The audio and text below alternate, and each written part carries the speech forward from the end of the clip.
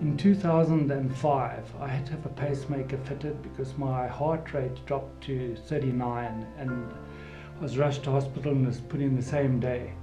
Everything went well until 2009 when I collapsed at work and was on the way home, and I went to ICU 7 times in 7 months. And the 7th time that I was there, the specialist came and said that I needed a heart transplant. I went down for all the tests and measurements and was told to go home and go and wait for the phone call. I was just wondering when my number was going to be up. It's very difficult to ask for a heart because somebody has to die. Helen asked God to please help us and guide us in the right direction. One day she saw a banner at Cityhill Church and told me all about it. I was very reluctant to go and listen because I was a Jehovah's Witness. We're not supposed to attend other churches. She eventually persuaded me. We went to Cityhill.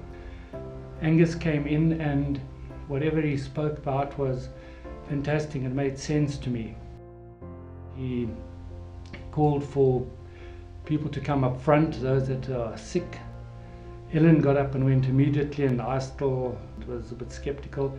And then I decided, what have I got to lose? And the first thing that Angus said, he said, anybody with chronic heart disease, to put your hands up. I lifted mine and Helen helped support it, and Angus prayed. On Tuesday, I got a phone call from the doctor to ask how I was doing. I said that I felt pretty good, and so he said he wanted to see me immediately. The doctor did a sonar, he did a second sonar, then he said he wanted to do an ECG, and on the way back he said he wanted to do a third sonar. I really thought that the pulp would hit the fan. He told me that I didn't need a transplant anymore.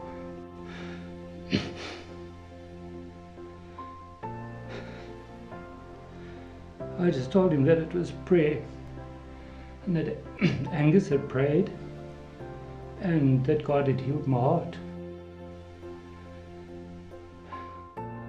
I went home and told Helen. We just went down on our knees and prayed and thanked God. There were 2 miracles that happened. One, that my heart was healed, and second, that I was freed from legalism.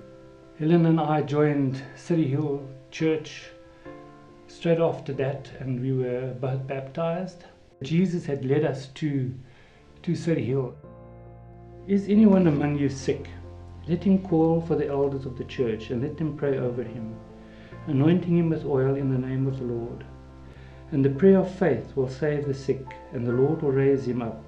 And if he has committed sins, he will be forgiven. Confess your trespasses one to another, and pray for one another, that you may be healed. The effective fervent prayer of a righteous man avails much. My name is Greenway, and this is my story.